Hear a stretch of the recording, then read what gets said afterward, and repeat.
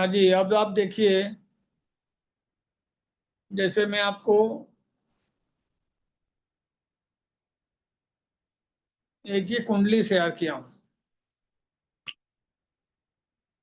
सबसे पहली बात है, जब हम बात करते हैं कालपुरुष कुंडली का, तो कालपुरुष कुंडली में कोई भी प्लैनेट होता नहीं है। तो यहाँ पे जैसे Rahu, Jupiter, Mars, Venus, Mercury, Shani, Surya, Chandrama सब लिखा हुआ है।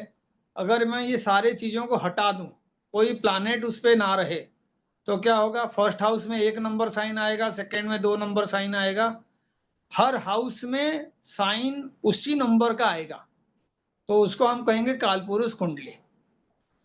ऐसे कोई दूसरा भी आप कुंडली लोगे तो उसमें आपका देखिए, जो स्क्वायर के अंदर नंबर लिखा हुआ है, इस जगह पे कौन सा दिख रहा है? 1, 4, 7 एंड 10 स्क्वायर।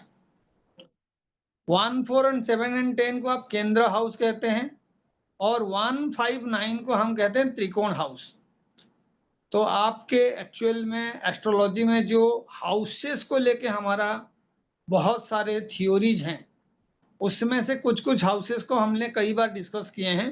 आज उसमें से एक पर्टिकुलर हाउस हम डिस्कस करेंगे, जहां पे हम ये कहेंगे कि जो भी आपके बेनिफिक प्लैनेट्स हैं, शुभ प्लैनेट हैं, अगर वो उन केंद्र हाउसेस के स्वामी बनते हैं, तो फिर उनको किसी ना किसी तरीके का दोष बनता है, और वो शुभता को हरा के नेगेटिव चीजें हमारे लाइफ में लाते हैं, है ना।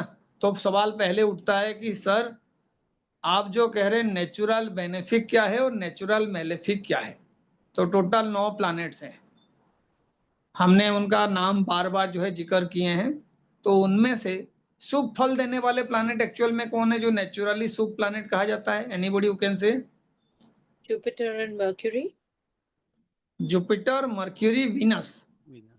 और चौथे में आएगा चंद्रमा का नाम, लेकिन उस पे भी कंडीशंस है कि वो कौन से पक्ष का चंद्रमा है, उसका बल कैसा है, कहीं क्षीण बली तो नहीं है, अमावस्या के पास का चंद्रमा तो नहीं है, लेकिन आप उसको एक शुभ प्लैनेट के हिसाब से मान सकते हो। उसका गुण भी अच्छा ही है, नेचुरल बेनिफिक। तो कौन कौन से 4 प्लैनेट हो गए नेचुरल बेनिफिक? जुपिटर, उसके बाद आपका वीनस, उसके बाद मर्क्यूरी, और फिर चौथे में आपका चंद्रमा। इसी ऑर्डर पे सबसे अच्छा जो है जुपिटर है। शुभता में 2 नंबर रैंक में वीनस आएगा, 3 नंबर रैंक में मरकरी आएगा, और चौथे रैंक में आपका चंद्रमा आएगा। ऐसे ही मैं कहूंगा मेलेफिक प्लैनेट, यानी जो निर्दयी हैं, खराब फल देने वाले जो प्लैनेट्स हैं, क्रूएल प्लैनेट और मेलेफिक प्लैनेट, दोनों में थोड़ा सा अंतर है, लेकिन आप उनके लिए भी देख लीजिए। जैसे बेनिफिक है, उसके जस्ट ऑपोजिट है मेलेफिक।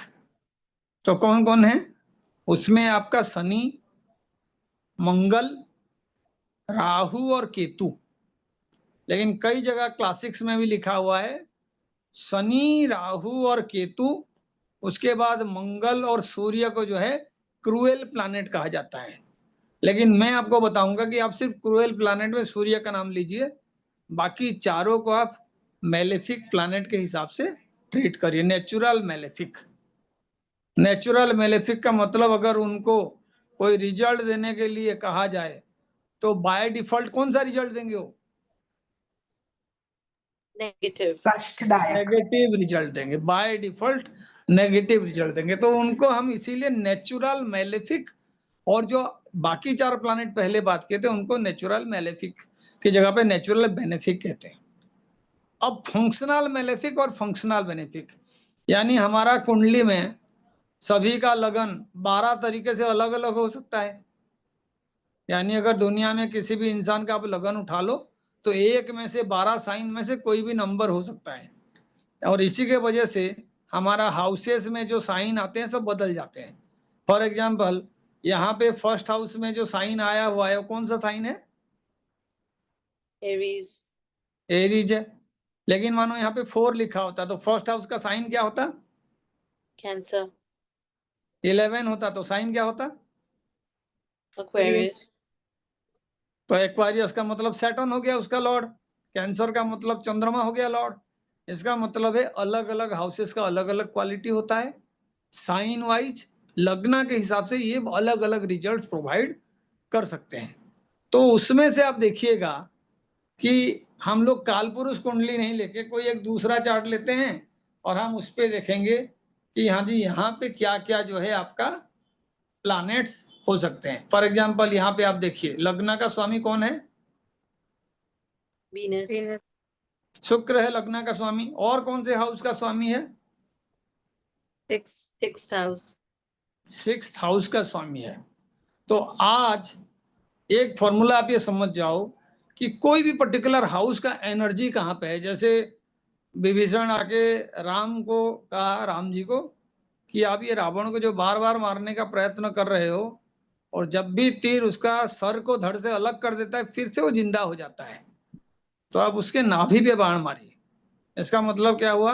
रावण का प्राण का जो केंद्र था वो एक्चुअली सिर में नहीं था, उसके नाभि में था। ऐसे ही हर हाउस का ना जो प्राण है, उसका जो एनर्जी है वो किसी दूसरे जगह पे छिपा हुआ है और उसको हम भावत भावम प्रिंसिपल से देखते हैं। तो जैसे मानिए कोई कहेगा एक चार्ट में सबसे खराब स्थान कौन कौन से हैं, तो यूजुअली उसको दुस्थान कहते हैं। दुस्थान का मतलब वो जगह ही खराब है, कोई वहां पे आके बैठ गया तो उस जगह का खराबी, जैसे पॉल्यूटेड सिटी है, दिल्ली में हम रहते हैं, नवंबर दिसंबर में आपका व्हीकल बंद हो जाता है, पॉल्यूशन बहुत ज़्यादा है, हाई लेवल का पॉल्यूशन है, तो अब उसको जगह पॉल्यूशन के सेर्स पे हम कहेंगे खराब जगह है। कोई भी आएगा तो उसके डेफिनेटली जो रेस्पिरेटरी सिस्टम है उसके ऊपर नेगेटिव असर होगा। आप किसी के घर जा रहे हो, वहाँ पे आपको डिसरेस्पेक्ट मिल रहा है, आपका बच्चा कहीं पढ़ने जा रहा है और वहाँ का माहौल ऐसा है कि वो पढ़ नहीं पा रहा है, तो हम वहाँ पे बच्चे को दोष नहीं देंगे, हम उस जगह को दोष देंगे। उस हिसाब से कुंडली में 3 जगह को दुस्थान कहा जाता है। कौन कौन से? 6, 8 और 12। लेकिन मैंने आपको बताया कि भवत भावम प्रिंसिपल में 6, 8, 12 का जो नाभि केंद्र है, यानी उसके नेगेटिविटी का जो जड़ है, उसको हम डबल काउंट करके पाएंगे। तो छठे से छठा काउंट करोगे तो कौन सा हाउस आएगा?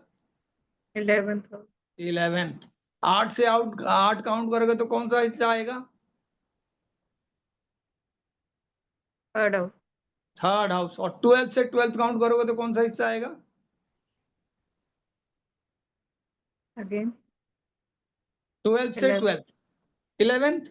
11th. तो आप एक चीज आप नोट करिए यहाँ पे, 11th जो है 6th से 6th है और 12th से भी 12th है, यानी 6th का भी जड़ जहां पे है 12th का भी जड़ वहीं पे है। बात समझ रहे हैं? तो इसीलिए सबसे बड़ा मैलेफिक वाला स्थान कौन सा हो जाएगा जिसमें नेगेटिविटी एक्चुअल 11th में भर गया house. है? 11th house. 11th house. आपको इसी लॉजिक को समझना है, जबकि 11th हाउस जो है इच्छा पूर्ति का है। संसार में जो भी चीजें हासिल करने से हमारा रहन सहन बदल जाएगा, लोग हमारे बारे में अच्छा बोलेंगे या आपको लगेगा कि मेरा स्टेटस बढ़ा हुआ है, वो जो इच्छाएं हैं वो कोई बहुत बड़ा आध्यात्मिक इच्छाएं नहीं है। वो सारे कौन से इच्छाएं हैं? मेटेरियलिस्टिक इच्छाएं। सिर्फ सामान वगैरह इकट्ठा करने का जो इच्छा है, अपना पोजीशन बढ़ाना, लोगों का रेस्पेक्ट गेन करना, सोसाइटी में रिनाउंड होना, ये सारे जो है आप अपना एक्चुअल में जीवन मृत्यु के चक्र से बचने के लिए आप नहीं सोच रहे हो, आप कर क्या रहे हो? उसी में और जकड़ने का प्लान कर रहे हो। तो वो कौन है? 11th house. तो इसीलिए 6, 8, 12 को दुस्तान कहना है। लेकिन अगर कहीं पे बहुत ज्यादा नेगेटिविटी है तो हाउस कौन सा हो गया? 11th। क्यों? क्योंकि वो छठे से छठा है, छठे का नेगेटिव प्राण केंद्र है और 12th से 12th है, तो 12th का भी नेगेटिव प्राण केंद्र 11th है। ऐसे ही 8 से 8 हो गया, तो तीसरा भी जो है आपका एक हाउस है ना? लेकिन जो छठा हाउस है जिसको आप अभी दुस्तान कह रहे थे, वो भी एक मैलेफिक हाउस ही है। तो आप देखिए ऑर्डर को इस हिसाब से समझिए। अगर मैं दुस्तान के बारे में बात करूंगा तो इसका मतलब कोई भी प्लानेट आके वहां बैठेगा तो उसका नेचर जैसे भी हो बदल जाएगा। पॉजिटिव नेचर नेगेटिव हो जाएगा, नेगेटिव नेचर और नेगेटिव हो जाएगा। इसको समझना है दुस्तान के कॉन्सेप्ट से। लेकिन अगर मुझे दुस्तान का भी कोई एपिसेंटर ढूंढना है, जैसे अर्थक्वेक में एपिसेंटर होता है, तो सबसे बड़ा नेगेटिव जो हाउस है वो है 11th हाउस, क्योंकि वो 6 से 6 है, 12 से 12 है। और उसके बाद अगर कोई नेगेटिव हाउस है वो 6 है एक्चुअल में। अब कोई कहेगा सर 6 को कैसे आपने काउंट कर दिया? तो आप 6 को इस हिसाब से देखिए कि जब मैं 3rd से काउंट करूंगा तो 6 कितना डिस्टेंस में रहेगा? 3rd से 4th है ना, 3rd हाउस से 4th। और 11th से कितना दूरी पे रहेगा? 11th से 8th। अब हम इसको ये कर देंगे कि ये जो 3 हाउसेस है, 3, 6 और 11, इसको त्रिसढ़ाय हाउस कहते हैं। सड़ा हुआ चीज, त्रिसढ़ाय, है ना। यानी षड्रिपु का नाम हम लेते हैं, लेकिन ये जड़ यहाँ पे जुड़ा हुआ है जो 6 से किसी तरीके से केंद्र बनाते हैं। 6 से 6ठा हो गया, ऐसे ही आपका 8 से 8वां हो गया, और 6 इटसेल्फ। तो 3, 6 और 11, इनका कोई भी स्वामी बनेगा 3, 6 और 11, तो आप समझ जाओ वो आपके लाइफ में एक मैलेफिक की तरह काम करेगा। बात समझ रहे हैं? क्योंकि खराब हाउसेस का एपी सेंटर से ये मैलेफिक की तरह काम करेगा, तो इससे कोई अच्छा प्लैनेट भी बचेगा नहीं। जुपिटर होगा तो भी कैसे काम करेगा? Functional malefic. तो इसको हम फंक्शनल मैलेफिक इसीलिए कहते हैं, नेचर उसका खराब नहीं है। ये घर का इतना ज्यादा पावर है कि इस पे कोई अच्छे से अच्छा प्लैनेट भी बैठ जाए तो उसका रिजल्ट नेगेटिव प्रोवाइड करने वाला हो जाएगा, नेगेटिव टेंडेंसी का हो जाएगा। तो हमें ये पता है कि 11 जो है सबसे खराब हाउस है, तो इसीलिए सबसे डिफिकल्ट हाउस ओनरशिप के वजह से जो नेगेटिव रिजल्ट प्रोवाइड करेगा वो कौन सा है? 11th ओनरशिप के वजह से। 6, 8, 12 के लिए मैंने और एक बात कहा है, 6, 8, 12 के लिए कहा है कि वो जगह अपने आप में खराब है, लेकिन यहाँ पे जगह का बात नहीं हो रहा है। यहाँ पे किसका बात हो रहा है? उस प्लानेट का जो उसको ओन करता है, अधिपति बनता है ना। 11th का जो भी स्वामी बनेगा वो आपका सबसे बड़ा मैलेफिक है। लेकिन वो किस तरीके का मैलेफिक है? Functional malefic. जब मैं फंक्शनल कह रहा हूं इसका मतलब हर कोई इस कैटेगरी में आ सकता है। जुपिटर जैसा प्लैनेट भी आ जाएगा, बुध भी आ जाएगा, तो बाकियों का क्या कहना जो अपने आप में नेगेटिव हैं, अगर वो यहाँ पे आ जाएं। अब यहाँ पे कई सारे रूल्स होता है जो आगे समझने वाले हैं। कई लोग कहेंगे कि इन हाउसेस में जो नेगेटिव प्लैनेट्स बैठते हैं वो एक्चुअल में इस तरीके के चीजों को डील करने के लिए ज्यादा पावरफुल होते हैं। नेगेटिव प्लैनेट्स जो भी यहाँ पे बैठेंगे, और अगर वो जो आपका नेचुरल मैलेफिक है वो कमजोर होके यहाँ पे बैठा हुआ है, तो मैंने कल भी शेयर किया था, अब दोबारा रिपीट कर रहा हूँ, और ये रिकॉर्डिंग भी हो रहा है ताकि आप उसको रिपीट कर पाओ। बराह मिहर के अकॉर्डिंग उस तरीके के प्लैनेट जो डेबिलिटेटेड प्लैनेट हैं वो और ज्यादा खतरनाक बन जाते हैं। मैं उसको एक एक करके चार्ट्स डिसाइड करके अभी डिस्कस करूंगा, लेकिन उससे पहले मेरा जो सबसे पहला रिक्वेस्ट है वो रिक्वेस्ट ये है कि आप इन चीजों को समझिए। एक, जो हाउस खराब है, और दूसरा जिस हाउस का स्वामी बनने से वो प्लैनेट खराब होगा। तो मैं सेकंड रैंक में उन्हीं का बात कर रहा हूं। तो इनमें से सबसे ज्यादा डिफिकल्ट प्लैनेट कौन सा है? जो 11th का लॉर्ड होगा, जो 11th का लॉर्ड होगा। सिर्फ लॉर्ड बनने से ही वो खराब हो जाएगा। तो अब इसको आगे एक्सटेंड करके समझते हैं। ऐसा कौन सा राशि है या लगन है जिसमें चंद्रमा 11th का लॉर्ड बनता है? 6 कन्या। 6। क्योंकि आप देखिए वर्गो साइन है, लग्न में अगर 6 लिखा हुआ है तो उसके पीछे 12 नंबर जो घर होगा उसमें कौन सा साइन लिखा होगा? 4 कटक। है ना, इसमें जो है आपका 4 लिखा होगा। ठीक है, तो आप देखिए अगर 4 लिखा होगा तो 4 चंद्रमा का जो है राशि हो गया, कैंसर साइन हो गया, और चंद्रमा 11th हाउस का लॉर्ड बन गया, है ना। और अगर चंद्रमा 11th का लॉर्ड बन गया तो आप समझो इसमें आपको जो रिजल्ट मिलेगा, इस तरीके का रिजल्ट मिलेगा। तो अब ये चंद्रमा एक्सल्टेड कहाँ पे होगा? वृषभ में। 9th हाउस में। एक्सल्टेड कहाँ पे होगा चंद्रमा? वृषभ के राशि में। Yes sir. यानी कौन से साइन हो जाएगा? टॉरस। टॉरस साइन 9th में। तो हाउस। देखो, आप अगर बेसिक एस्ट्रोलॉजी पढ़ रहे हो तो आप क्या कहोगे, अरे सर ये तो 11th का लॉर्ड है, हमारा इच्छा पूर्ति करेगा, और वो आके 9th हाउस में बैठ गया है एक्सल्टेड होके। लेकिन जब आप एक्चुअल में ऐसे जातक का लाइफ के बारे में पढ़ोगे तो आपको रिजल्ट मिल जाएगा कि वो चंद्रमा एक्सल्टेड होके एक 9th हाउस के अच्छे हाउस में बैठा हुआ है, लेकिन वो 11th का लॉर्ड है तो बहुत बड़ा मैलेफिक है और वहां बैठा हुआ है। तो देखना 9th हाउस के जितने भी कारकत्व हैं उसको अफेक्ट करेगा। तो 9th हाउस के कारकत्व क्या है? हायर एजुकेशन, बाप, फॉरेन ट्रैवल, हायर गुरु, एजुकेशन, हाँ, लॉन्ग गुरु। डिस्टेंस ट्रैवल्ड, लॉन्ग यहाँ तक कि फादर, धर्म लॉन्ग। के लिए जो भी अनुष्ठान होता है, ये तमाम चीजें जो है आपके वो हाउसेस है। अब आपको वो इंसान आके कहेगा सर मेरा तो चंद्रमा एक्सल्टेड है, मेरा चंद्रमा देखिए आके बैठा हुआ है, 11th का स्वामी है, 11th से 11th के दूरी में बैठा हुआ है, अब ये कैसे रिजल्ट दे रहा है? तो आप इसको सही से समझ जाइए कि शुभ प्लानेट है, लेकिन जब वो 11th का लॉर्ड बन जाएगा, चाहे वो जुपिटर हो, चाहे चंद्रमा हो, चाहे कोई भी हो, उसका नेचर अच्छे के जगह पे बुरा बन जाएगा। और ये आजमा के देख लीजिएगा, बहुत सारे चार्ट में आपको ये वाले एंगल दिखेंगे कि ये कैसे हो रहा है, ये हाउस इतना पावरफुल है।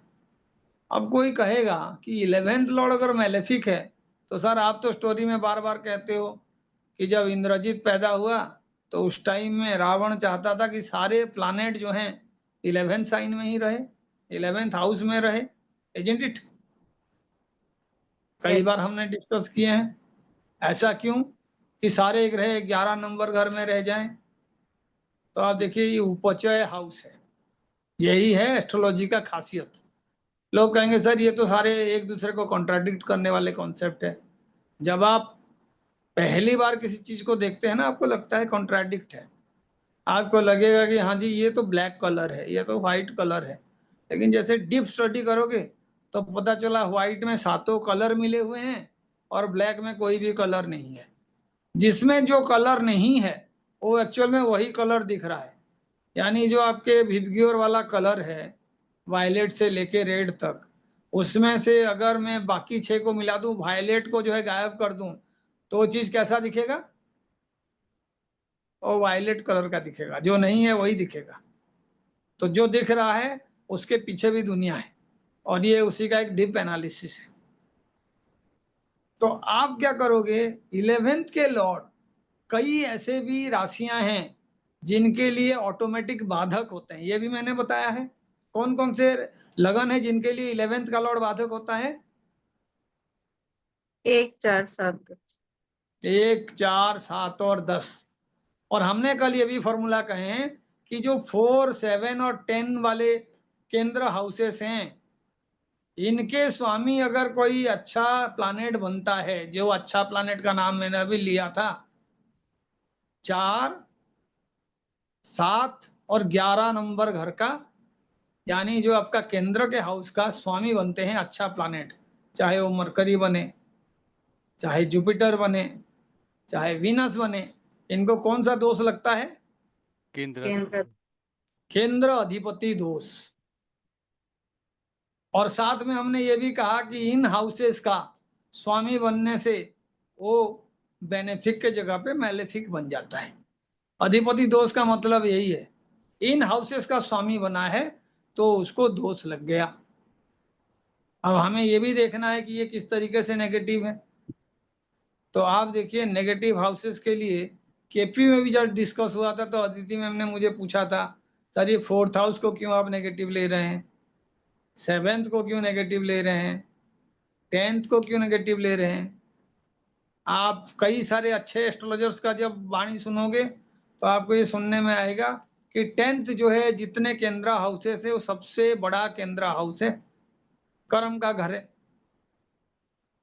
लेकिन वहां पे भी केंद्राधिपति दोष बन रहा है। किसको बन रहा है? यूजुअली जो अच्छे लोग हैं बदनाम होने का चांसेस उन्हीं का ज्यादा होता है ना। बुरे लोग ज्यादा बदनाम नहीं होते, वो पहले से ही बदनाम है, लोग कहेंगे और 4 गलतियां कर लिया। लेकिन जिसका बहुत ही परिचय अच्छाई के साथ जुड़ा हुआ है, वो इंसान को थोड़ा सा भी नेगेटिव रिजल्ट कहीं पे प्रोवाइड किया तो अब उनका चांसेस बहुत ज्यादा है इन हाउसेस के इन्फ्लुएंस में आ जाना, है ना। अगर 11 ही एक खराब हाउस है तो अगर 12th हाउस दोस्तान है वहां से 11 काउंट करेंगे तो कौन सा हाउस होगा? 10th house. तो 10th हाउस में वो नेगेटिविटी आएगा। 10th हाउस से भी अगर आप 10th काउंट करोगे तो कौन सा आएगा? 6th 10 से 10 7 बात समझ रहे हैं। तो इसका मतलब है मैं 7 के साथ 10 का कॉम्बिनेशन बना लूं तो मुझे वो हाउसेस मिल जाएंगे जो नेगेटिव हैं 7, इसलिए 7 भी नेगेटिव होता है। 7 तो पूरा आपके एनर्जी को ही चेंज कर देता है। 7 का तो सिंपल सा फॉर्मूला है, जो प्लैनेट एक पर्टिकुलर हाउस में सबसे पावरफुल होता है उसी को आप बिल्कुल दूसरे और ले जाओ, क्या हो जाएगा? Debilitated. उसका एनर्जी 0 हो जाएगा, नेगेटिव हो जाएगा। Full positive full negative. 7th axis वो काम करता है, इसीलिए राहु और केतु का नेचर अलग है। एक को जो है हर चीज जो है चाहिए, दूसरे को हर चीज से दूर भागना है। एक अटैचमेंट है, एक डिटैचमेंट है। आप एक को बैलेंस करना चाहते हो तो दूसरा बिगड़ जाता है। 7th हाउस का ये सारा खेल है। तो इसीलिए आप देखिए जो भी एनर्जी है, नेचर है, उसको समझने के लिए आप ना ये काउंटिंग को बार बार करके समझने का कोशिश करिएगा, ऐसे क्यों हो रहा है। 6th हाउस पास्ट लाइफ का कर्मा क्यों है, और अगर पास्ट लाइफ का कर्मा है तो यूजुअली एक नेगेटिव हाउस ही क्यों बन रहा है। आप देखिए जो आपका भाग्य है वो 9th हाउस है, और जो आपका पास्ट लाइफ है वो भी आपका 9th हाउस है। उसका कर्म कौन से हाउस से देखते हैं? 10th from 9th. 6th house. तो आपका 10th फ्रॉम जो 9th हाउस है वो 6th है, एक नेगेटिव हाउस है। ऐसे ही कर्म का जो भाग्य, जो भी आप कर्म कर रहे हो वो जो भाग्य के हिसाब से डिपॉजिट होगा, या जो आपने पास्ट में भी कर्म किए जो डिपॉजिट हुआ है, वो एक बैंक है जो चल रहा है। शरीर ऐसा एक चीज है जो सिर्फ कपड़े की तरह हम बदलते हैं। हमारा आत्मा अजर अमर है। नैनम छिंदन्ति शस्त्राणि नैनम दहति पावक न चैनम क्लेदयन्त्यापो न शोषयति मरुता। इसका मतलब इसको आग भी नहीं जला सकता, वो पानी में डूब नहीं सकता है, हवा उसको सोच नहीं सकता है। इस तरीके का आत्मा जो है अजर अमर है। तो उसी के साथ जुड़ा हुआ आपका पास्ट कर्म कुछ भी है वो 6th में स्टोर होता है आके, तभी जाके 6th एक नेगेटिव हाउस है। क्योंकि आपको क्या पता आपने कौन कौन से कर्म किए हो, वो 6th का लॉर्ड बताएगा। नेचुरल मैलेफिक है और दुस्तान भी है, यानी कोई प्लानेट वहां पे बैठेगा तब भी खराब होगा, कोई प्लानेट उसका लीडर बनेगा, ओनर बनेगा, अधिपति बनेगा तब भी खराब होगा। 11th में लेकिन कोई प्लानेट बैठेगा तो खराब नहीं है। 11th अधिपति बनने के बाद खराब होता है, यानी जो 11th का लॉर्ड है वो खराब है। दोनों में डिफरेंस समझ पा रहे हैं? Yes, sir. दुस्थान में जो बैठेगा उसके स्थान के वजह से ही वो बेचारा नेगेटिव रिजल्ट देगा, लेकिन यहाँ पे सिर्फ लीडरशिप के वजह से देगा। और उसका काट क्या है? जो जहाँ पे नेगेटिव रिजल्ट देने के लिए लीडर बना है वो अपने ही जगह पे बैठ जाए। तो एक सिंपल सा एस्ट्रोलॉजी का रूल है, कोई भी प्लैनेट अपने घर को कभी भी नुकसान नहीं पहुंचाता।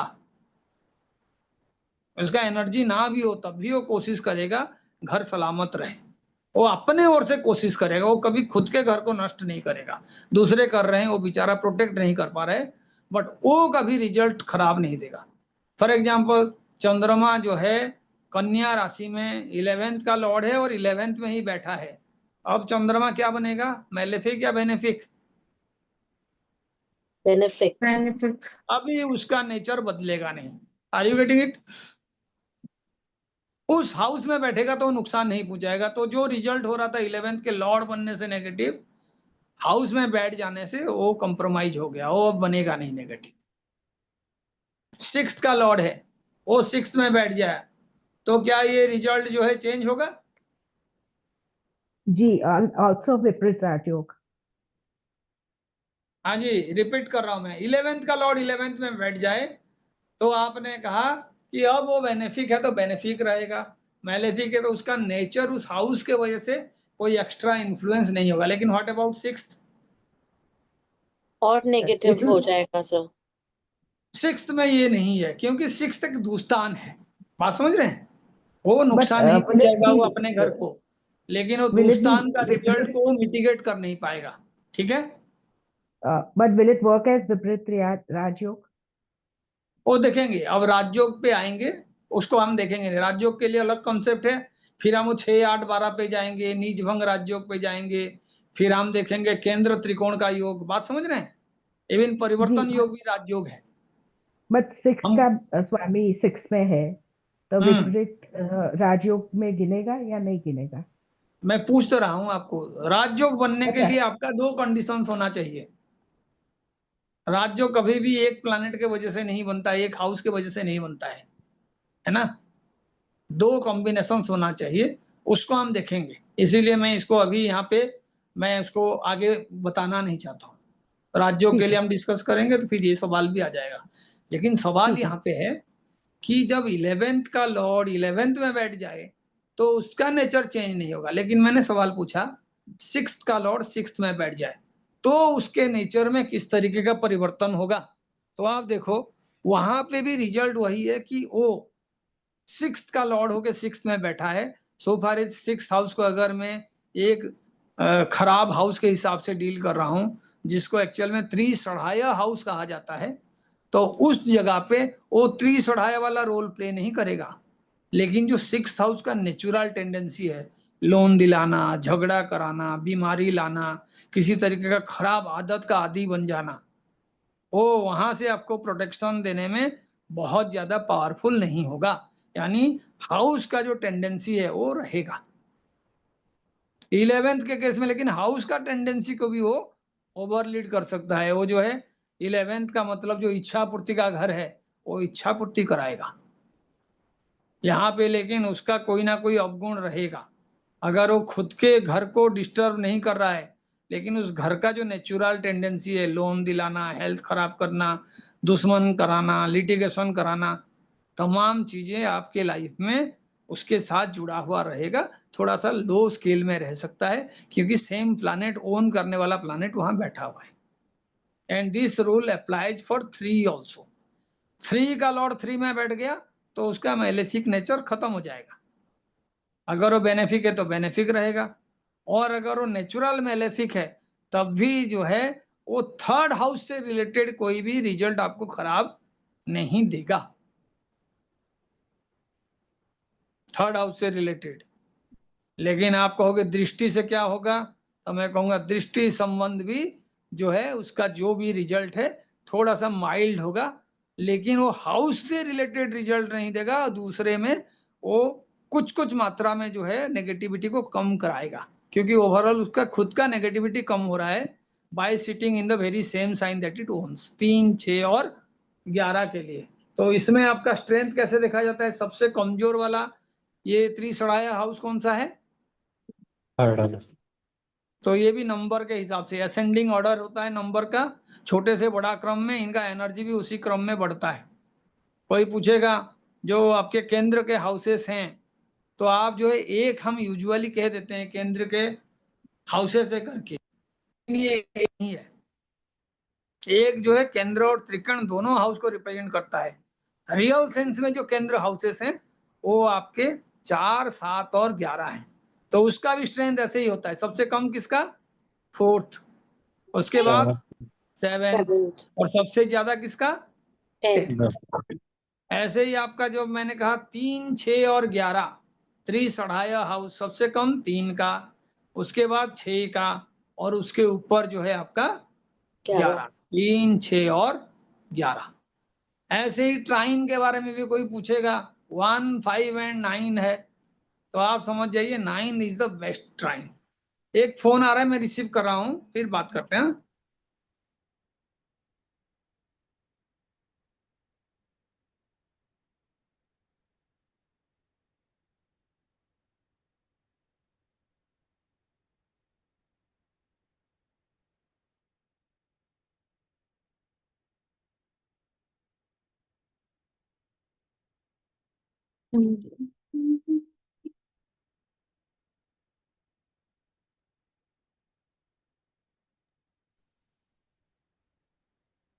हाँ जी, हेलो। तो 3, 6, 11 के लिए भी कॉम्बिनेशन ऐसा ही है, तो हम इस चीजों को देखेंगे। तो मैं अभी क्या करूंगा, एक एक जो है अलग अलग कुंडली का चार्ट दिखाऊंगा, और मैं आपको बताऊंगा कि किस तरीके का प्रॉब्लम ये प्रोवाइड करते हैं। ठीक है, तो देखिए मैं आपको, अजय ये कंटिन्यू हो रहा है ना, सुनाई दे रहा है आपको? हाँ सर। जी ये सर। सर। जी सुनाई दे रहा है। और स्क्रीन आपको दिखाई दे रहा है? जी स्क्रीन सर। No sir. नहीं हाँ सर, दिखाई रहा है। स्क्रीन नहीं गणेश जी दिखाई दिख दे रहा रहा था। ना? गणेश जी है। मैं दिखाता हूँ, स्क्रीन दिखाता हूँ। अब आ रहा तो है। देखिए एक नया कॉन्सेप्ट है ये। और उस कॉन्सेप्ट पे हम इसको देखेंगे। तो एक तो यहाँ पे बताइए कि सबसे बड़ा मैलेफिक यहाँ पे कौन सा है? अब जो हमने डिस्कस किए हैं उसी के सेंस में बताइए। जुपिटर। जुपिटर। ठीक है, अब आपको समझ में आ गया। जुपिटर यहाँ पे सबसे बड़ा मैलेफिक है, क्योंकि वो 11th का लॉर्ड है। उसके साथ आपने देख लिया कि उसका एक हाउस भी खराब हो गया, दूस्तान, है ना?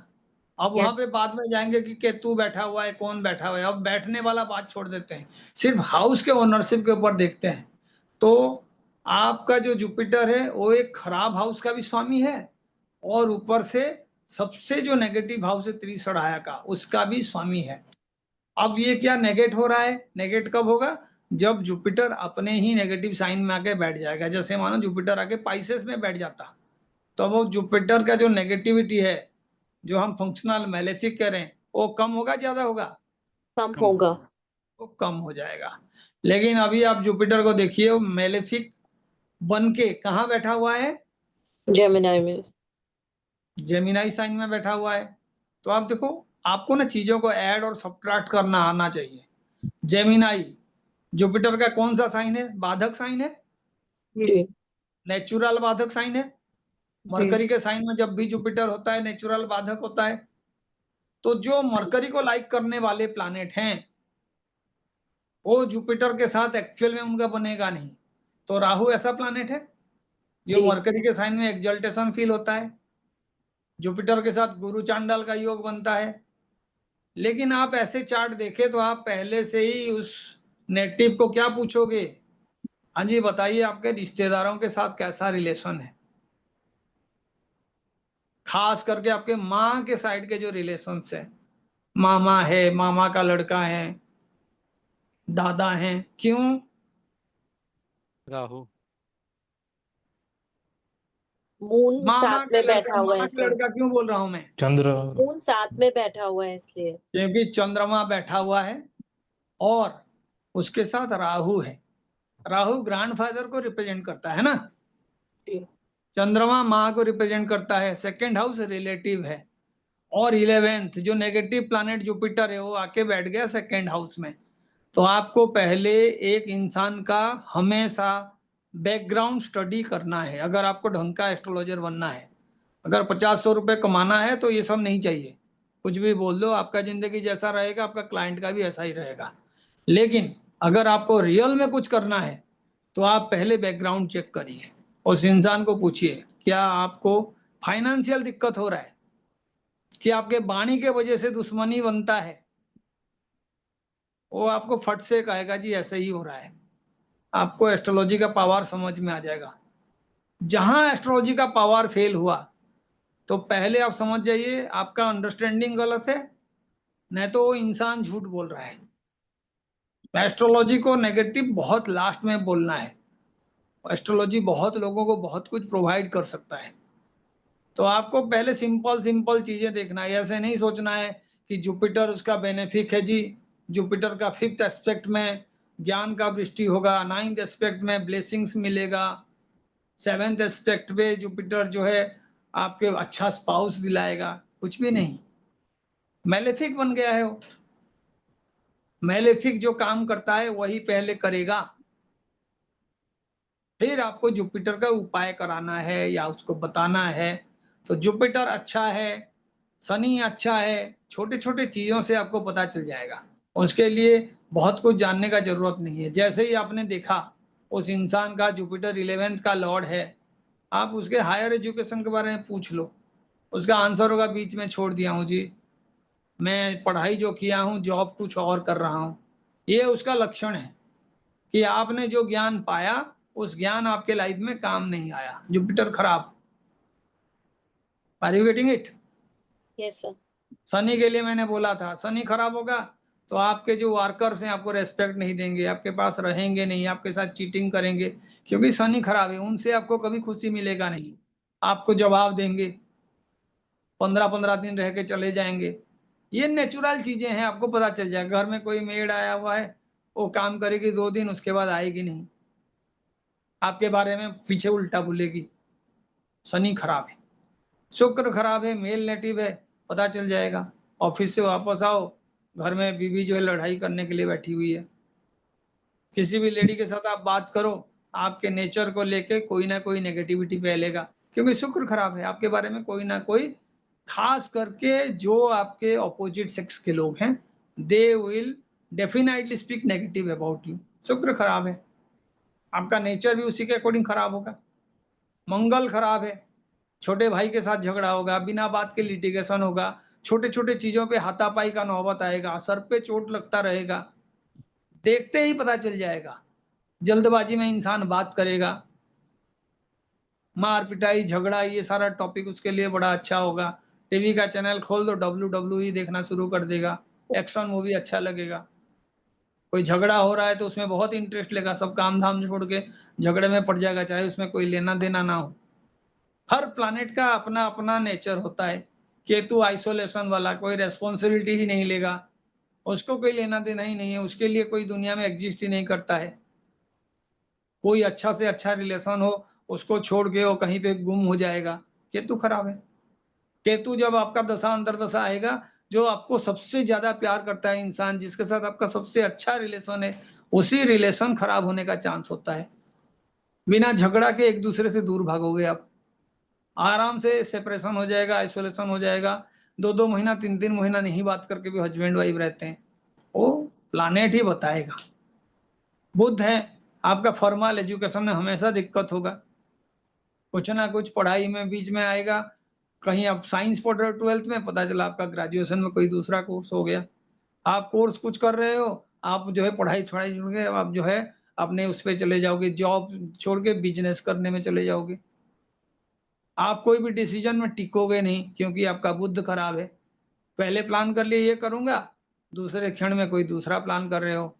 शेयर मार्केट में कोई आप लगाओगे, कहोगे इसको मुझे सेल ही नहीं करना है, पता चला 2 मिनट के बाद आप उसको सेल करके नुकसान का सौदा खरीद लोगे। तो आपका कोई डिसीजन आपको काम में नहीं आएगा, बुध खराब है। बुध खराब में लाल किताब के जो हमारे वो बहुत बड़े विद्वान हैं, वो बार बार बुद्ध के बारे में बढ़िया बात बताते हैं। बुद्ध का मतलब बुद्धि, बुद्ध खराब का मतलब बुद्धि खराब। आप खुद के लिए कभी अच्छा डिसीजन नहीं लोगे। तो शनि पता चल गया, मंगल पता चल गया, जो रिलेशनशिप है वो खराब होगा। बुध का मतलब बेटी है, बिटिया के साथ अच्छा रिलेशन नहीं होगा। बुध पापा के जो सिस्टर है उनको भी रिप्रेजेंट करता है।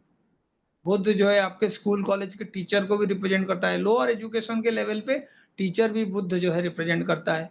हायर में जब चले जाओगे तो गुरु रिप्रेजेंट करता है।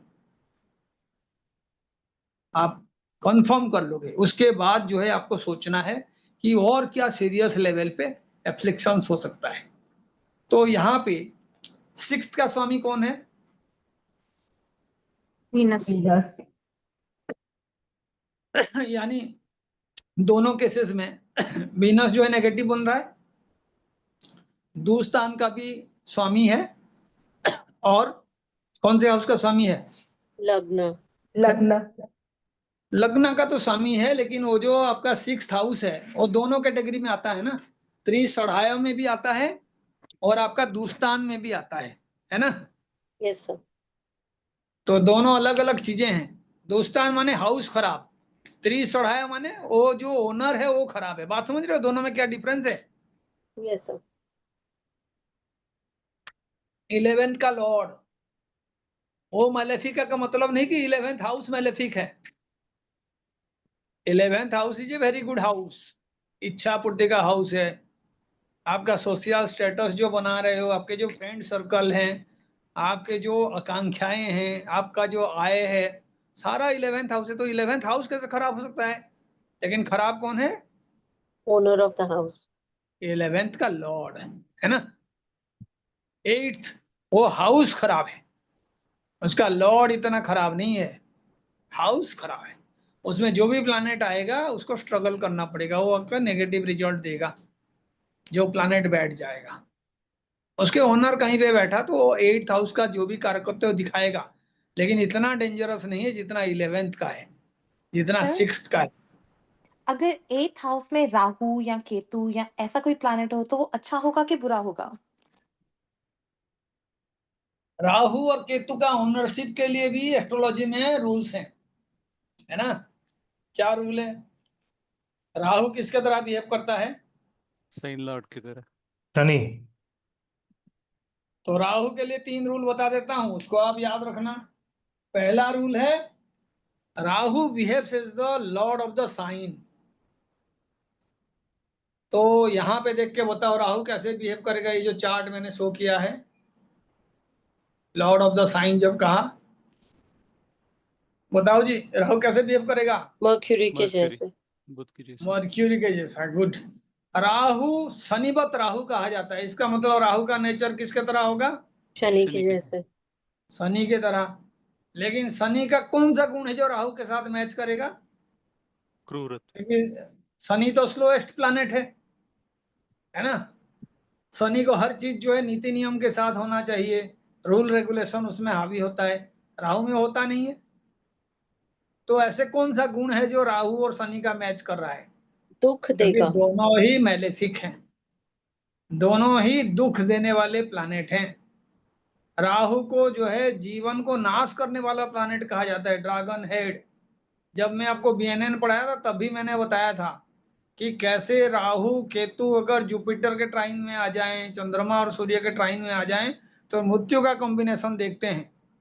राहु जो है जीवन को नष्ट करने का कारक है, मृत्यु का कारक है ना। तो जी आप सर। खुद देखो, अब शनि जो है वो जीवन को और बढ़ाता है, लॉन्जिविटी है, क्योंकि जी। मृत्यु के हाउस के साथ शनि जुड़ गया तो हर चीज को स्लो कर देता है। तो नेगेटिव रिजल्ट, जीवन में दुख लाने का जो रिजल्ट है वो दोनों का सेम है। दोनों किसी ना किसी तरीके से दुख लाएंगे। एक जल्दबाजी में लाएगा, एक लॉन्ग डिस्टेंस के लिए आपको दुख देगा।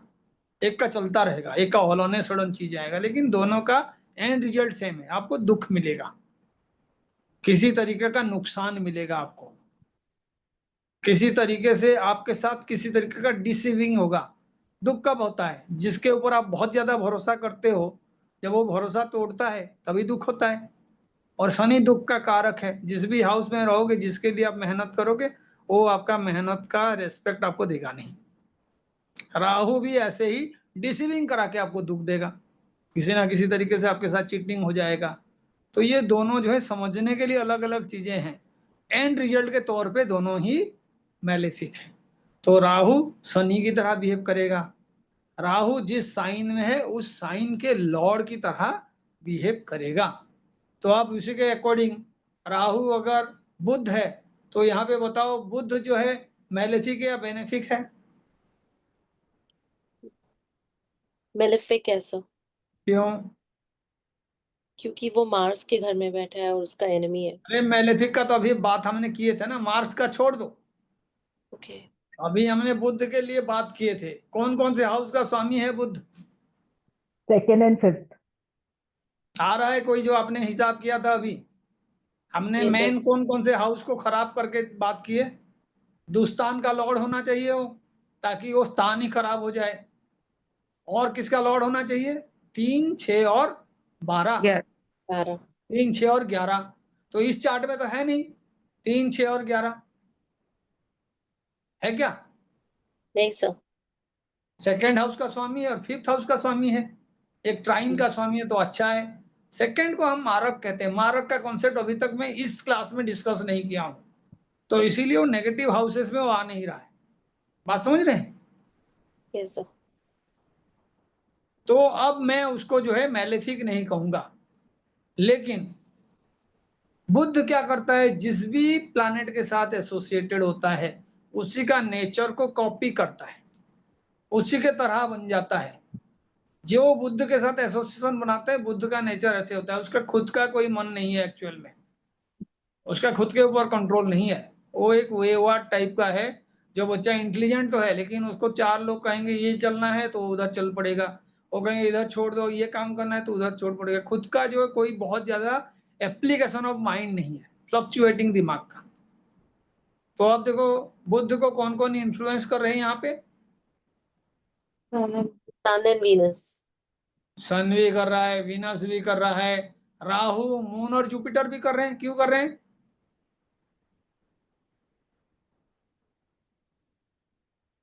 बिकॉज राहु बुध के घर में बैठा हुआ है। इट्स सारे बिहेविंग बुध लाइक के घर बुध। में बैठे हुए हैं। राहु बैठा हुआ है तो राहु का नेचर आएगा।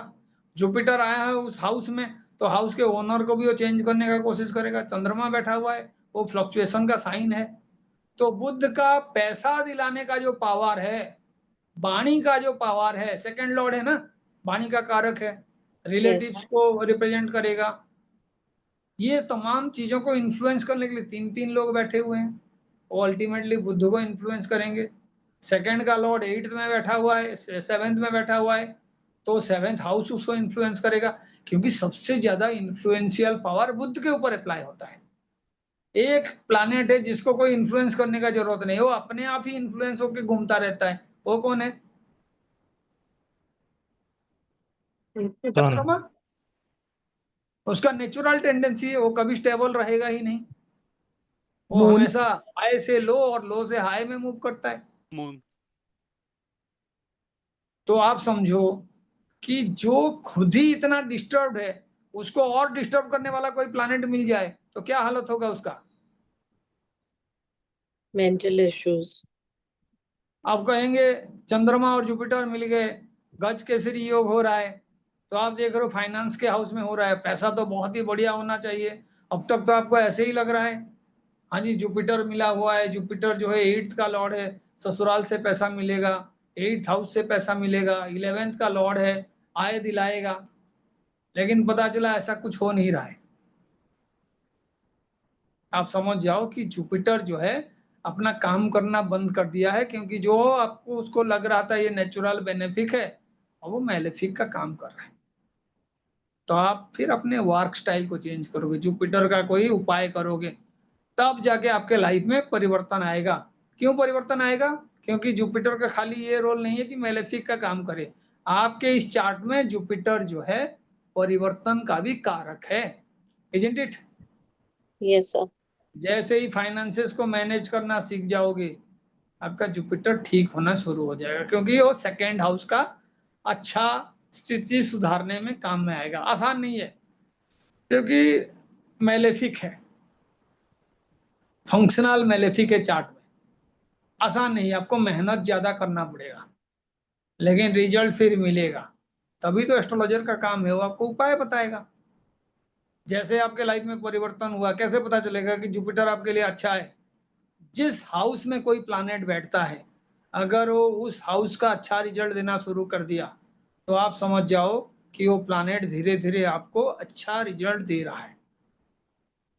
और रेमेडी से पता चलेगा कि आप कुछ कर रहे थे, किसी ने आपको कोई उपाय बताया, आपने देखा ऑल ऑन अ सडन कोई चेंज हो रहा है, आपके लाइफ में परिवर्तन आ रहा है।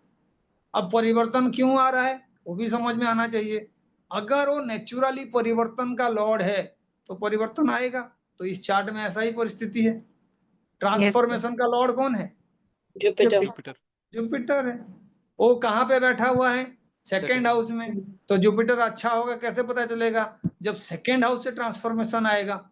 जो रिलेटिव्स आपसे बात नहीं कर रहे थे, वो आपको घर बुला रहे हैं, आपको अच्छे बिहेव कर रहे हैं। आप कई सारे वीडियोस देखना जहाँ पे वो सक्सेसफुल यूट्यूबर्स हैं या कोई बिजनेस में सक्सेसफुल हैं, खास करके वो एक फिजिक्स वाला है, वो बताता रहता है, पहले जब मैं अपने रिलेटिव्स के यहाँ जाता था, ना तो कोई मेरे साथ बात करता था, ना कोई मेरे को पूछता था, ना कोई मेरे पेरेंट्स को पूछता था। आज हर कोई बताता है ये वो है, मेरे साथ फोटो खींचना चाहते हैं, हर सेलिब्रेशन में मुझे शामिल करना चाहते हैं क्योंकि मैं सक्सेसफुल हो गया हूँ। तो ये ट्रांसफॉर्मेशन है, फाइनेंशियल ट्रांसफॉर्मेशन। कौन करेगा? जो उसका स्वामी है, जुपिटर। किसके टाइम में करेगा? जुपिटर और केतु के टाइम में। केतु के टाइम में क्यों? क्योंकि केतु जुपिटर के घर में बैठा है, जुपिटर के जैसे बिहेव कर रहा है। फिर से एक फॉर्मूला कि जिस हाउस में कोई प्लैनेट बैठा हुआ है, हाउस ओनर से भी ज्यादा पावरफुल उसी का ही रोल होता है। ये भी मैं बार बार बताता हूं। तो केतु बैठा हुआ है, तो केतु का कोई ना कोई सिग्निफिकेंस होगा। लेकिन केतु किसके तरह काम करेगा? जुपिटर किसके तरह काम करेगा? जुपिटर एंड कुजा। केतु मंगल की तरह काम करेगा। केतु जिस साइन में बैठा है उसके तरह काम करेगा, और केतु अपने नक्षत्र स्वामी की तरह काम करेगा। मैं पूछूंगा इसमें से कौन सा सही है, तो आप आंसर करोगे तीनों सही है सर। लेकिन आपको देखना होगा केतु के एनर्जी किस तरीके का है। तो देखो केतु का नक्षत्र स्वामी कौन है? केतु खुद है। केतु खुद है। तो इसीलिए केतु जो है जुपिटर की तरह काम करेगा। बात समझ गए? क्यों? Because he is using the Jupiter's houses energy. क्योंकि वो केतु जुपिटर के साइन में है। राहु केतु का यही खासियत है, जिस भी साइन में रहेंगे उस साइन के लॉर्ड की तरह बिहेव करेंगे।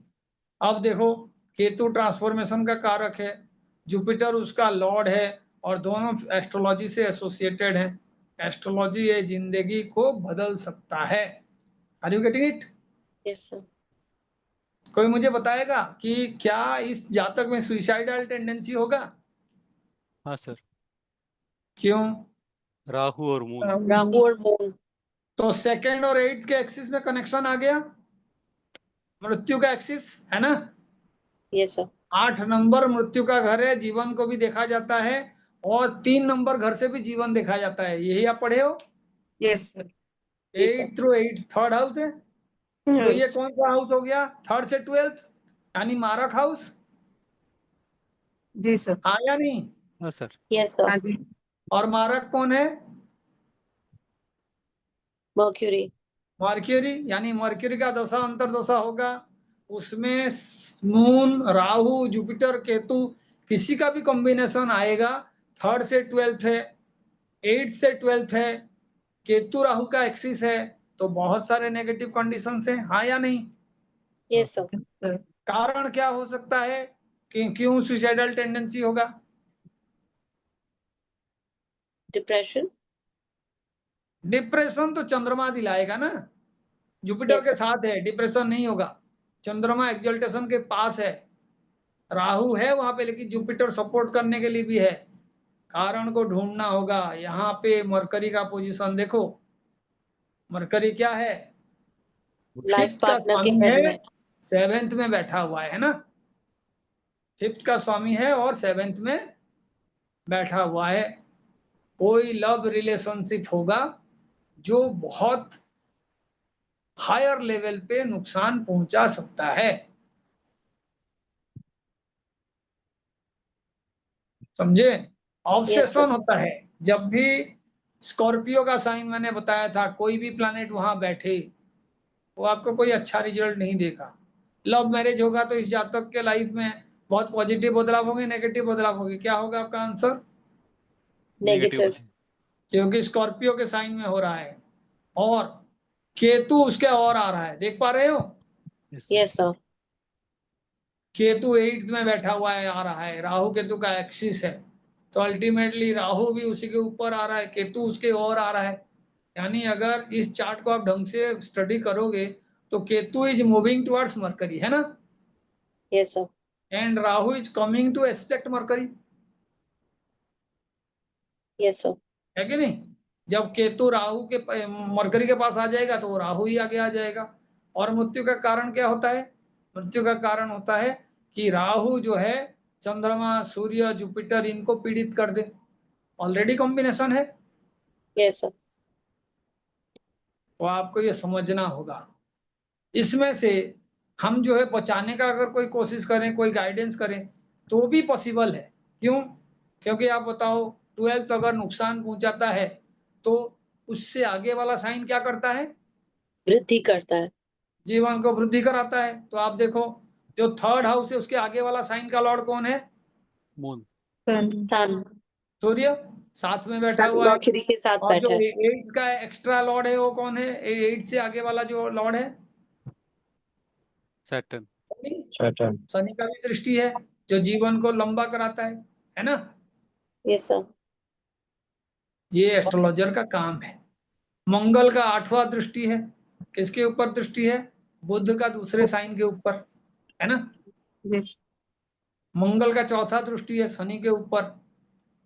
तो यानी स्ट्रगल कराएगा, थोड़ा सा मेहनत लगेगा, लेकिन आप जो है इस इंसान को डिप्रेशन से बाहर ला सकते हो, लाइफ में कोई गलत डिसीजन लेने से बाहर ला सकते हो। एस्ट्रोलॉजी कोई आसान चीज है नहीं, लेकिन अगर आप उसको इस तरीके से पढ़ना शुरू करोगे ना तो आप कईयों का लाइफ सुधार सकते हो। सिर्फ आपको पढ़ना है। मैं पूछूंगा इसका एजुकेशन कैसा होगा, क्या बताओगे? इंटेलिजेंट होगा या नहीं? मर्क्यूरी की दृष्टि लग्न पे पड़ रही है सर, होगा इंटेलिजेंट। मरकरी के ऊपर कई प्लैनेट्स का दृष्टि है ना? Yes sir. अब हम मरकरी के ऊपर जो दृष्टि संबंध वाले प्लैनेट है ना, हम सिर्फ उनका क्वालिटी देख लेते हैं और फिर हम जो पढ़े उसी फॉर्मूला को देखेंगे। तो आप देखो जो खराब हाउसेस मैंने बताया था वो है 3, 6 और 11, है ना? तो आप बताओ तीसरे लॉर्ड का दृष्टि है क्या मरकरी के ऊपर? नहीं सर। नहीं है। छठे लॉर्ड का क्या कंडीशन है? साथ में बैठ मरकरी के साथ बैठा हुआ है। 11 नंबर का क्या कंडीशन है? 6, 8 दृष्टि कर नहीं दे। है, लेकिन उसके साइन में बैठा हुआ है ना? मरकरी के ऊपर दृष्टि का बात मैंने पूछा था। तो Yes, sir. जो खराब हाउसेस का दृष्टि है सिर्फ एक है, छठा वाला, वहां पे बैठा हुआ है, छठा वाला। All on a sudden changes कौन लाता है? 8th Lord Rahu. जब 8 वाला नहीं है ना तो लाइफ में बहुत जल्दबाजी में कुछ नहीं होगा, ये याद रखना। नेगेटिव प्रेडिक्शन कर रहे हो लेकिन 8वें का दृष्टि, 8वें का संबंध कुछ भी करा सकता है। अनएक्सपेक्टेड रिजल्ट प्रोवाइड करता है 8वां, क्योंकि वो जो है मिस्टीरियस साइन है, मिस्टीरियस हाउस है, उसको प्रेडिक्ट करना हर एस्ट्रोलॉजर के बस में नहीं है। लेकिन छठा है तो वो आपको मौका देता है। ये दोनों में डिफरेंस है 6th हाउस और 8th हाउस में, है ना? 8th में आपके पास बहुत ज्यादा ऑप्शंस नहीं होता है चीजों को ठीक करने का, लेकिन 6th में हमेशा होता है, क्योंकि 6th का कारण आप खुद हो। जो बैड हैबिट्स है जो भी है वो आपकी वजह से है। 8th में जो चीजें हैं उसमें आपका कंट्रोल बहुत कम होता है। जा रहे हो कहीं एक्सीडेंट हो गया, कोई जानबूझ के आप करना नहीं चाहते हो लेकिन आपके साथ ऐसा कुछ हो गया, 8th, है ना? तो आपको ये चीजें समझना होगा। एजुकेशन का बात आया तो हायर एजुकेशन का यहाँ पे कारक कौन है? जुपिटर। सैटर्न। शनि, है ना? तो आप देखो शनि को भी देखने के लिए पहले तो आप देखो शनि जो है 2 अच्छे हाउसेस का स्वामी है, isn't it? योग कारक and sitting in the lagna.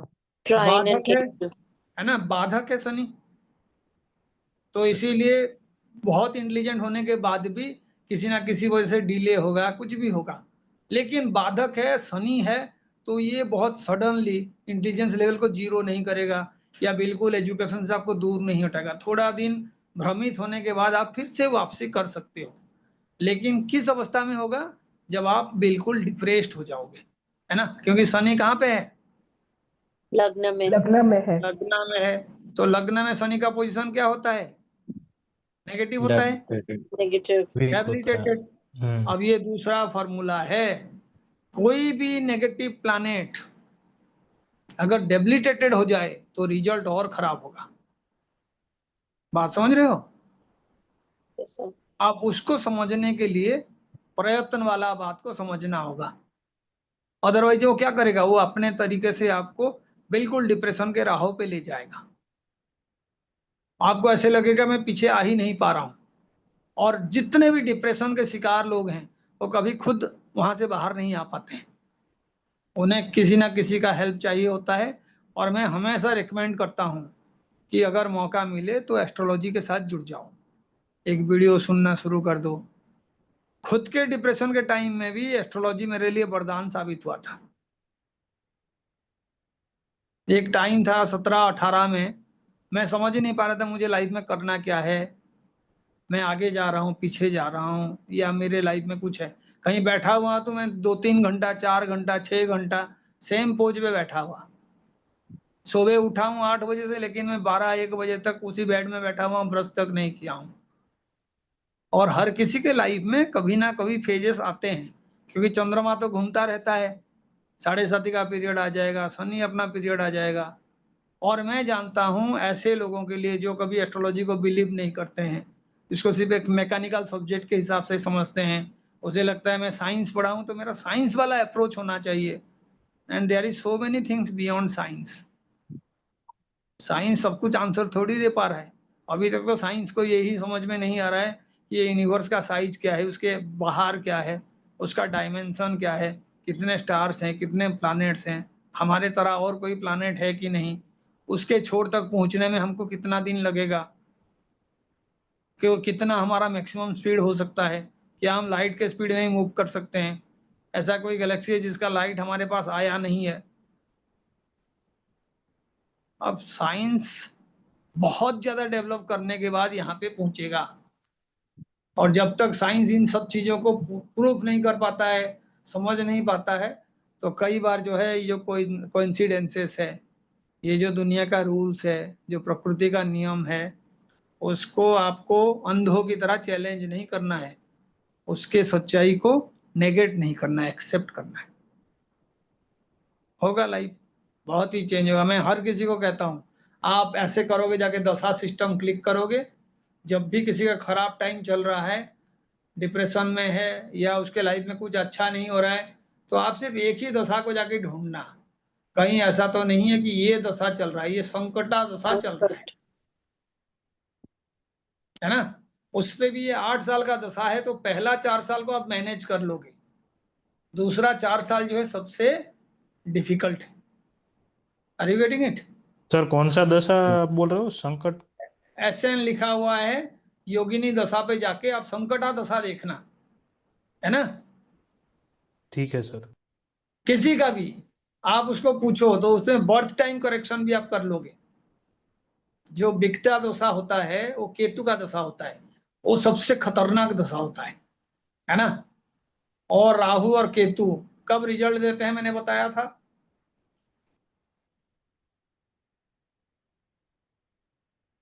राशि के लिए मैंने उस दिन बताया था क्लास में, याद होगा आपको? कौन कब रिजल्ट देता है? शुरू में कौन रिजल्ट देता है? सूर्य और मंगल। बीच में कौन रिजल्ट मंगल। देता है? दोनों गुरु। गुरु और शुक्र। लास्ट में कौन रिजल्ट देता है? शनि और चंद्रमा। तो इसीलिए 7.5 में पहले 2.5 साल स्ट्रगल, दूसरे 2.5 साल मिक्स रिजल्ट, बाद में फिर सब वापस आ जाएगा अगर आपका कर्म सही रहा। 2.5 साल में शनि जो आपसे छीने थे वापस कर देंगे। बात समझ गए? यस ये सर। उसका अर्थ है कि लास्ट में वो रिजल्ट देके जाएंगे। बहुत मेहनत करोगे तो लास्ट में रिजल्ट मिलता है। शनि ही वही प्लैनेट है जो पहले रिजल्ट नहीं देते। बुध दे देगा पहले से रिजल्ट, राहु पहले से रिजल्ट दे देगा, आपको पैसा चाहिए, राहु लॉटरी में पैसा दिला देगा, शनि लॉटरी में पैसा नहीं दिलाएगा आपको। सर राहु जो देता है वो ले भी लेता है सर। हर कोई जो देता है वो ले जाता है, क्योंकि उनका खुद का ही कुछ नहीं है ना। भगवान ने जीवन दिए, कभी ना कभी जीवन ले लेते हैं ना। भगवान लोगों को पैसा देते हैं, वो पैसा भी कोई ना कोई ले लेता है ना। अभी टाटा जी का मृत्यु हुआ, पैसा तो लेके गए नहीं। अलेक्जेंडर ने भी अपना दोनों हाथ खोल के बताया दुनिया को, देखो जी दुनिया का सबसे बड़ा सम्राट खाली हाथ जा रहा है। कब छोड़ के जा रहे हो? यही तो मैंने शुरू में बताया कि हमारा जीवन चले जाना जो है ड्रेस बदलने की तरह है। हमें लग रहा है कि हम चले गए, हम कहीं नहीं है। हमारा ड्रेस चला गया, फिर से दूसरा रूप मिलेगा, दूसरा जन्म मिलेगा। इतना जल्दी कहाँ हम इतना बड़ा काम कर रहे हैं जो भगवान हमें जन्म मृत्यु से बाहर निकाल देंगे।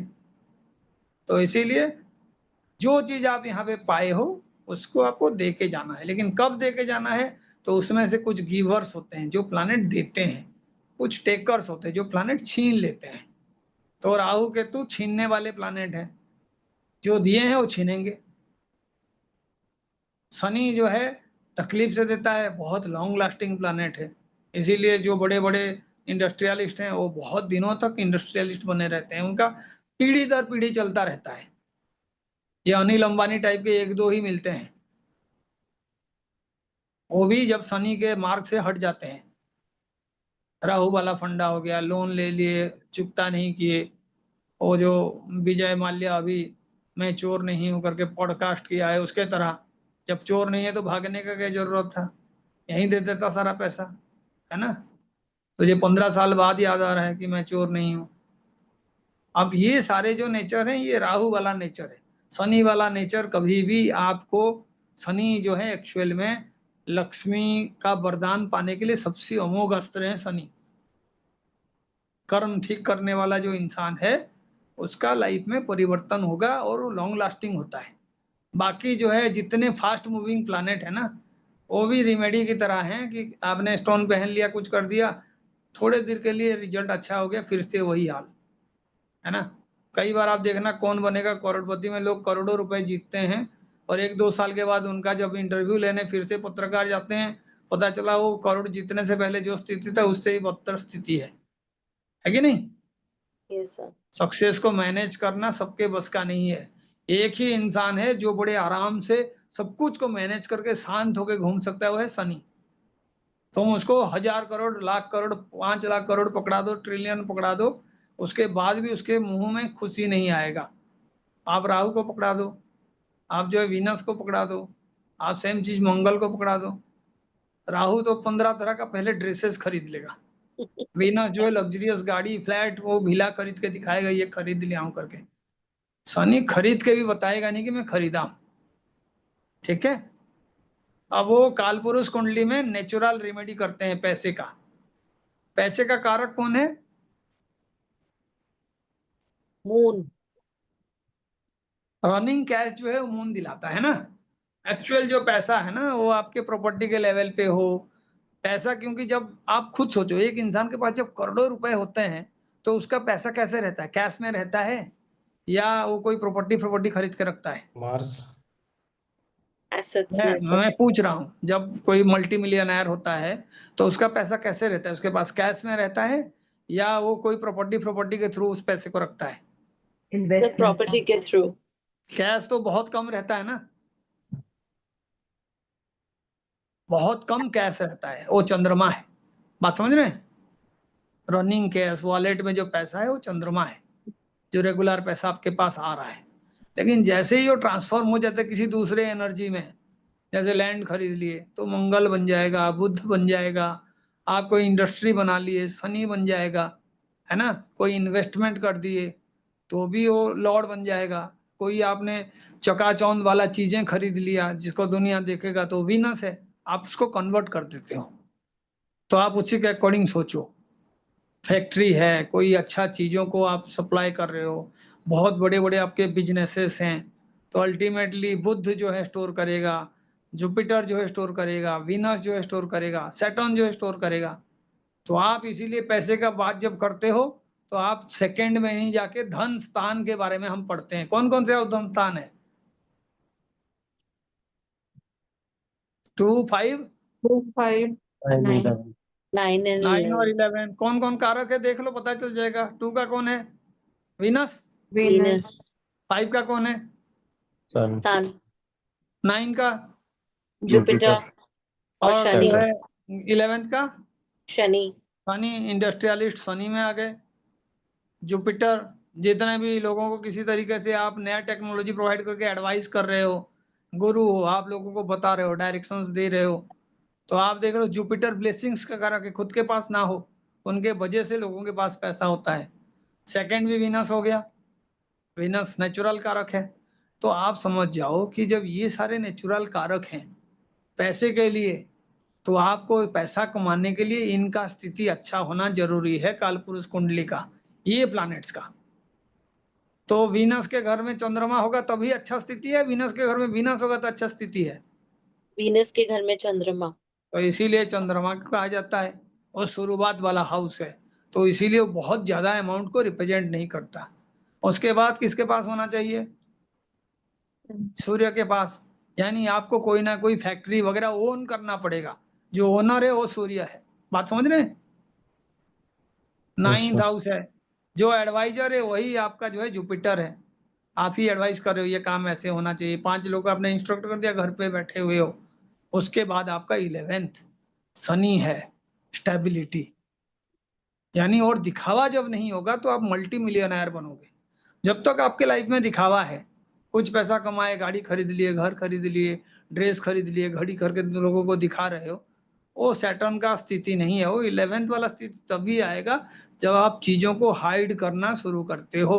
क्योंकि देखिए 9th का मतलब अगर प्रोस्पेरिटी है, 9th का मतलब अगर भाग्य है, 9th का मतलब अगर जुपिटर है, तो उसको नुकसान पहुंचाने वाला हाउस कौन सा है? 8th house. 8th house. 8th का नेचर क्या है? जब तक छुपा हुआ है नुकसान नहीं पहुंचेगा, जब आप उसको शो करना शुरू करोगे तो क्या होगा? नुकसान होगा. इसीलिए पैसे को हाइड करना सीखना चाहिए, प्रोस्पेरिटी को हाइड करना सीखना चाहिए, ताकि नेगेटिव नजर से बचे। ये उसका एस्ट्रोलॉजिकल मीनिंग है। 11th को कौन नुकसान पहुंचाएगा? 10th house. आपका स्टेटस। जितने ज्यादा लोगों को कंपटीशन के लिए आप चुनौती दोगे, देखो जी मैं ये हूं, आपके दुश्मन भी उतने बनेंगे। तो इसका मतलब है आपका जो आय है उसको भी छुपाना चाहिए, आपके कर्मों से वो रिफ्लेक्ट नहीं होना चाहिए। कर्म कर रहे हो वो सही है, क्योंकि वो एनहेंस करेगा 11th को। लेकिन जब आप कर्मों से शो हो रहा है ना, अरे ये खूब पैसा कमा रहा है, इसके पास तो बहुत पैसा है, तो फिर आपके पीछे ईडी भी पड़ेगा, सीबीआई भी पड़ेगा, नेता भी पड़ेंगे, कॉलीग भी पड़ेंगे। तो लो प्रोफाइल होना जरूरत है। सेकेंड हाउस आपके रिलेटिव्स हैं, सेकेंड हाउस आपका वाणी है, आपके पैसा मुंह से आ रहा है, वाणी से आ रहा है। इसका मतलब है कि चंद्रमा और जो वीनस का पहला हाउस है, जहाँ चंद्रमा एक्सल्टेड होता है और वीनस का जो है ओन हाउस है, आप शो करना शुरू कर दिए तो क्या होगा? आप वो सेकेंड लेवल से 5th में कभी आओगे नहीं, राजा कभी नहीं बनोगे। बहुत ही सिंपल लॉजिक है, लेकिन बहुत मीनिंगफुल है, और मुझे लग रहा है आप लोगों को जैसे भी समझ में आ रहा होगा, है ना? Yes sir. तो आपको लेवल को बढ़ाना है। अर्थ का त्रिकोण कौन सा है? 2, 6, 2, 10. 6, 10. 2, 6 और 11.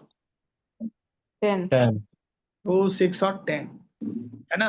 यानी अर्थ को जनरेट करने का यही साधन है। अपने वाणी से लोग पैसा कमाते हैं। 6 का मतलब है अपने जो डेली हैबिट्स है, उसके हैबिट्स क्या है, लॉन्ग टर्म में कितना प्रयत्न कर रहा है, वो सारे 6th है जो रेगुलर बेसिस पे आप करते हो। और 10th आपका नेचुरल कर्म है, और सीरियस कनेक्शन है। 10 से 6 का क्या कनेक्शन है? 8. 9. 10 से 9 है ना, भाग्य है। तो कर्म के अंदर ही आपका वो पैसा वाला भाग्य छुपा हुआ है, जो 6th वाला है। 10 से 9th भाग्य, और 2 से क्या है? सब में 5-5 का रिलेशन है, इसका मतलब ये एक 8 है ना? ये जो है एक 8 है, और उस 8 को समझना जरूरी है। तो आप किसी को रिमाइंडर प्रोवाइड करोगे तो सबसे पहले आप समझो कि आप जो है पानी टंकी में पानी भर रहे हो। क्या है आपका मकसद? to fill the tank. तो आप पानी भरने पे ज्यादा ध्यान दोगे या टैंक का जो लीकेज है उसको खत्म करोगे? सर लीकेज को पहले खत्म करेंगे। तो इसीलिए पहले रेमेडी किसका होना चाहिए? मेलेफिक्स का। Are you getting it? Yes. पानी प्रोवाइड करने वाले प्लानेट जो है बेनिफिक्स हैं और लीकेज कराने वाले प्लानेट क्या हैं? मेलेफिक्स। मेलेफिक्स। कौन से मेलेफिक्स? नेचुरल या फंक्शनल? फंक्शनल। वो फंक्शनल है, क्योंकि आपके चार्ट में जरूरी नहीं है जुपिटर अगर नेचुरल बेनिफिक है तो आपके भी नेचुरल बेनिफिक होगा। नेचुरल बेनिफिक से कुछ होता ही नहीं है। फंक्शन क्या कर रहा है? आप बहुत ज्यादा पढ़े लिखे हो, आपका इंटेलिजेंस लेवल बहुत है, एग्जाम में गए आपने 2 सवाल का भी जवाब नहीं दिया, आप दोबारा फेल हो गए, क्या कहेंगे हम? भाई नेचुरली तो टैलेंटेड बच्चा है, इतना पढ़ाई किया, कोचिंग भी गया, सिंसियरली साल भर पढ़ा, लेकिन वो फंक्शन क्या किया? 0। तो इसीलिए नेचुरल टैलेंट से कुछ नहीं है। आज के डेट में अगर सिंगिंग का रियल कंपटीशन होगा तो ये जितने भी आपके रियलिटी शो हो रहे हैं उसके जो विनर्स हैं वो कहीं नहीं आएंगे। इनसे भी बड़े बड़े सिंगर कोई गुफा में गा रहा होगा। बात समझ रहे हो? Yes sir. तो इसीलिए फंक्शनल मेलेफिक, फंक्शनल बेनिफिक ही इंपॉर्टेंट है और वो आपका चार्ट बताएगा। जितने ज्यादा नेगेटिव क्वालिटीज उसके अंदर है उतना ज्यादा लीकेज है, आपका कोई भी विशेष आप फुल नहीं कर पाओगे। जितना बड़ा मेलेफिक है उतना बड़ा लीकेज है, तो सबसे पहले उसको ठीक करोगे आप। और अगर मैं चार्ट शेयर कर दिया तो पढ़ाई खत्म, एक ही दिन में एडवांस कोर्स खत्म हो गया कि नेचुरल बेनिफिक कौन से साइन के लिए कौन है, नेचुरल मेलेफिक कौन है, और मैं कल सुबह एक पेज दे दूंगा, प्रैक्टिस करना शुरू कर दो, उसके बाद रेमेडी का 2 पेज शेयर कर देंगे।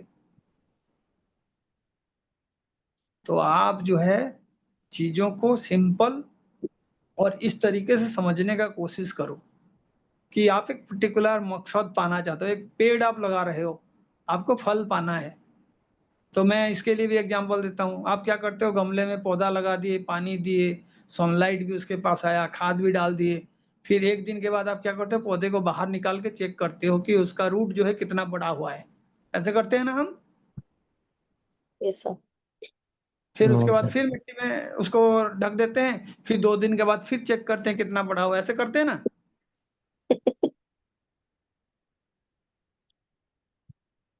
तो यही आपका एस्ट्रोलॉजी है। आपको एक फेथ होना चाहिए। ऐसे नहीं कि आपने आज रेमेडी किया और कल शाम को जाके चेक कर रहे हो कितना फायदा हुआ है रेमेडी का। भगवान भी हमारे तरह अगर जुआ खेलने के लिए बैठे होते तो फिर हर कोई भगवान को भी बेवकूफ बना देता है ना। Remedy is a kind of association with the God, जिसमें आपको सबसे पहले बिलीफ होना चाहिए कि हाँ जी मैं जो कर रहा हूँ सिंसियरली कर रहा हूँ। आज मैंने किसी किताब में पढ़ा, उसमें लिखा हुआ था जो पंप एंड शो होता है, दिखावा, आप यज्ञ कर रहे हो, लाखों लोग आके मंत्र उच्चारण कर रहे हैं, उससे कोई रेमेडी होगा नहीं। आपके अंदर जो भक्ति है, जो आप माँ दुर्गा के चरण में जाते हो, उनके मंदिर में बारंडा में झाड़ू लगा दिए, कोई छोटी सी कन्या वहां पे कुछ मांग रहा है उसको कुछ खाना खिला दिए, इसका जो रिजल्ट है ना, वो जो पंप एंड शो है, यज्ञ करा रहे हो, मंदिर में जाके बड़े जोर जोर से मंत्र गा रहे हो, फिर वीडियो बना के उसको भेज रहे हो, भगवान को सब पता है। तो हमें बाकी लोगों को तो बेवकूफ बनाया जा सकता है, उन्हें कोई नहीं बना सकता। उन्होंने इतना बड़ा यूनिवर्स बना लिया जिसका आंसर हमारे पास इतने साल के जो है मानव सभ्यता होने के बावजूद नहीं है। तो फिर वो इन्फिनिटी है और अभी भी हम 0.12 ऐसे इनसिग्निफिकेंट डिजिट्स हैं। ठीक है, so this is enough for today's class, और काफी टाइम भी हो गया, एंड आई होप ये क्लास में आप लोग कुछ सीखे होंगे। ठीक है, very you so nice much. Class sir, thank you so much. ठीक है, सभी को Thank you, नमस्कार। sir. हाँ थैंक यू सर, नमस्कार। नमस्कार। धन्यवाद। Thanks a lot, sir. बहुत अच्छी क्लास Thank you, sir. जी जी जी, नमस्कार। Enjoy your time in Orissa sir. हाँ जी, हाँ जी, नमस्कार जी। मैं जाऊंगा, जगन्नाथ जी का दर्शन करूंगा, आप लोगों ने कहा है, एंड आई विल इंटीमेट। ठीक है, thank you sir, safe travel Thank you. Sir. हाँ जी, नमस्कार।